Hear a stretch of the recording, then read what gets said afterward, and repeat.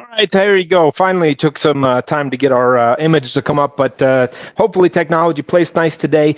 Coming back from vacation, of course, nothing works this morning as I've been going through. So luckily, I'm on live, and we are just after, we're at noon, so we're not quite afternoon, so good midday, if you will. And as we go into this conversation, I want to make sure that I have my comments primed up. So if you are online, watching this online, I'd like you to chime in. I think that this is a conversation that there is a lot of opinions on, and that is, as a real estate agent, what should we do when we go on vacation? Should we be anticipating the conversations to still continue the way they would normally? Are we going to have a conversation that says, hey, listen, we're going to go off grid for a certain amount of time? And if we are, do we have a plan in which to do so? And the other side of that equation comes down to, listen, we are in a business that operates in a time frame that does not usually accommodate with normal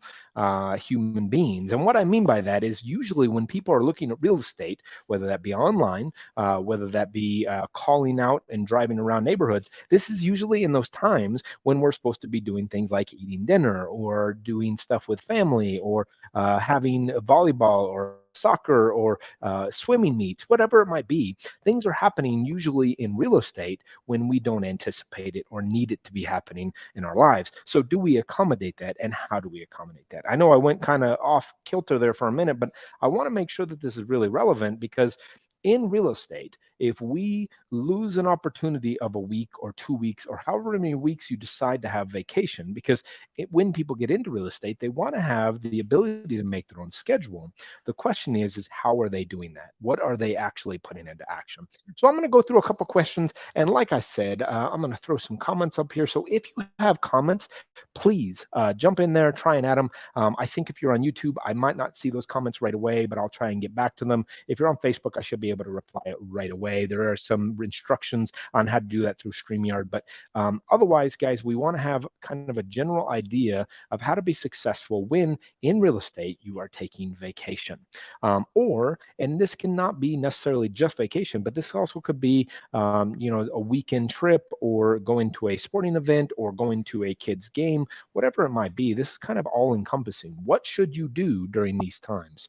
And I'm going to kind of go over some of the practices that I have done. I'm not saying they're best practices. I'm just saying they're the ones that have made me successful through time. So the first one, do you take calls or do you not take calls? That is a very simple baseline question, because in our business, we're going to start to receive phone calls, hopefully when we have enough listings or when we have clients that we're currently working with. And we'll go through that in a moment. But right now, should you take calls, or should you have an automated system that's going to tell a person to go somewhere else? So let's walk through my timeline. So the only real time that I have separated myself from taking phone calls or being able to take phone calls is two fashions. The first was when I went on a honeymoon with my wife. This was a long time ago, but at the end of the day, I was doing this because I didn't have the ability to make phone calls. I was on a cruise boat, and they didn't have any cell service at that time. So I didn't have the ability to take calls. What did I do during that timeline? I set myself up with a voicemail that was very dedicated to where those calls should be directed. And that will go on to the next kind of conversation that we'll have in a moment. But what happens if you are not going to take phone calls? Are you just going to let them all pile into voicemail? Because I'm going to tell you all a secret. Voicemails do not get answered in today's environment. Should you have the ability, let's say cruises now can receive phone calls, but let's say that you decide to go to an environment where calls cannot be received. The other time that I mentioned is when I go on, a boys trip, and we go out into the middle of nowhere. There is no cell phone service. There's no ability to respond. And this can be for 3 or 4 days at a time. So what am I going to do with the phone calls that I would have received during that timeline? Remember, voicemail is a great resource, but nobody leaves voicemails. So what are you going to do instead? I have implored a answering service that receipts that phone call, takes that information. Why? Because people are more inclined to speak to a person than they may be to inclined to speak to a voicemail. So this allows me to at least retain that information, and then make sure that that email is going to an environment that's going to be successful. I use a program called Answer Connect. There are a bunch of different ones out there. You need to find one that will fit you, and you don't have to keep it for a long period of time. Most of these are non-contractable services. So if you're going to go on a vacation, or if you're going to go on something where you want to not take any calls, have those calls recepted by something or someone at all times, because people will not leave that voicemail. So my suggestion is figure a way to still take the phone call even if you're not personally taking it. Now, that can also be through a referral source, or if you're operating as a team, that can be another method. If you leave a voicemail, guys, I'm going to tell you this plain and simple. People don't listen to long voicemails. Be cautious about that, and make sure that it's really put on point, that you're not leaving a long voicemail. All right. So the next kind of conversation, do you refer clients or do you not refer clients? Do you try to get back to them in a timeline that's going to be at your time frame, or do you refer them out to somebody else, have them receipt it, and take care of that client? The first part of this equation comes down to having other agents in the industry, if you are not on a team, that you trust. And that is something about relationships. You should have these relationships brokerage that you trust to refer your clients to. Guys, this is one of those things that I think a lot of us don't pay attention to, and we end up losing clients because we want to hold on to everything, but we forget that there are times when we can't do that. I'll go back to when I was on a honeymoon. I found an agent that I trusted in office that I decided I was going to pass all clients to during the time that I was gone. So if I was receiving buyer calls on listings, or if I received information that I needed to forward over, such as leads from Zillow. At that time, Zillow wasn't really a thing. So if I received leads from other online sources, I would pass them on to them for a referral charge. This is something that I set up far in advance, made sure that we had a clear, concise method of the way things will be done, and an agreement. The downside to referrals oftentimes is that it is very difficult to pay the referral upon closing, because we feel like, hey, did they do enough work? If we have it clear, concise in a written document, makes it much simpler. The other side of that equation is, how are they going to receipt that information? Are you going to give them access to your email? Are you going to give them access to only certain emails? Are you going to forward your phone to them? These are all questions that you need to answer before you actually decide to take that trip. Now, if you decide not to refer, I want to make sure that you understand that there are some losses that can happen here. In today's market, especially, waiting a day or two can cost your client the opportunity. So I would charge you with this. By not referring a client out, I don't believe that you're giving fiduciary to your client, because you're not giving them the best opportunity to find a home or to sell a home by not doing that opportunity of referring those clients out. So this is something that you need to have a conversation of, because if you are not taking care of that client, you are breaking their fiduciary. Next part. Let's see if this plays for me. There you go. What about clients that you're working right now? Okay. If you're working with clients right now, whether they're looking at properties, or maybe you have a listing right now that may be receiving phone calls. Once again, these kind of rotate back to the two conversations that we just had. But the simple basis of it is that if we're not taking care of those clients, meaning that we're not receiving phone calls from sign calls, or we're not making sure that we respond if an offer does come in, you are going to have some trouble there. Now, there are different types of brokerages, and those brokerages will have different types of concepts when it comes down to these baselines, meaning that traditional brokerages, meaning that a broker that is direct in office may be able to assist in receiving offers and in receiving the reception of how to take care of those offers. Sometimes the broker will allow this to happen at no additional cost. Sometimes they will not. But these are conversations that you need to have with your brokerage.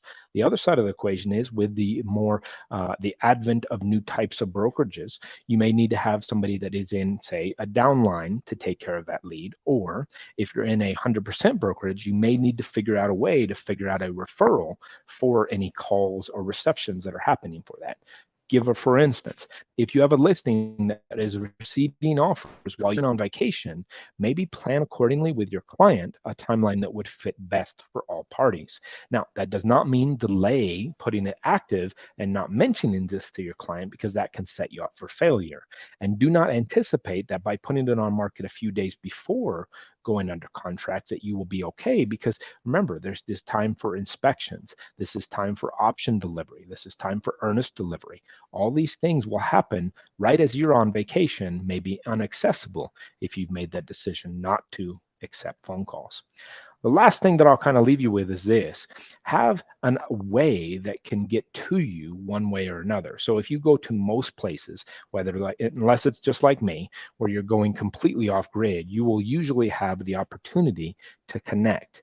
And even off grid, there are functionalities today. In fact, we carry, when we go off grid, a GPS that can receive an emergency text message. Now, the question is an emergency text message something that needs to happen in real estate? I don't know. I've yet to find one that was that big of an emergency, but having that functionality and that capability may be beneficial. And now this is going to cost you a little bit too, because that GPS system is about a $300 GPS system that I carry just for emergencies.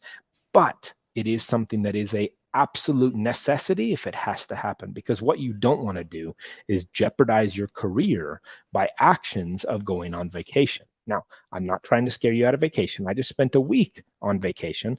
And the truth of it is I am one of those people that does still receive phone calls, does still respond to email. I just find times when it's supposed to be done. Go back a couple of years and I received every phone call. I took every phone call when it happened and how it happened. And that was a different type of vacation, but I was in a different lane at that time. And that will bring me to my last point: is know your lane. Know what part of your business you are in. Remember, as real estate agents, we become entrepreneurs. And as entrepreneurs, we need to understand that there are times for when we need to be fully on, and there are times when we have the opportunity to turn off. But know those times, know when you want to put those times into play, and know what you're aiming for. Remember, the reality comes down to one simple fact: if you know what you're doing and you know when you're doing it, then you'll have a way to plan for it. If you're planning on taking a vacation in a couple weeks, start planning for it today. Don't wait until you're on vacation to figure out, oh, this is not going to work. I'll recycle one last part. Going to the Bahamas a couple years back was a very difficult situation because I anticipated that I wouldn't have phone service. When I got there, I found out I did have the ability to have phone service. So then I had to kind of rotate: what am I going to change? What's going to happen while I'm here? Had I done enough prep work and planning work, I would have known what was going to happen and I could have planned accordingly. There are tools and technology today that allow us to do a lot more stuff at a lot more relevant factor. Email, cell phones, VoIP. These are all things that are now available that weren't available even 16 years ago whenever I started in this business.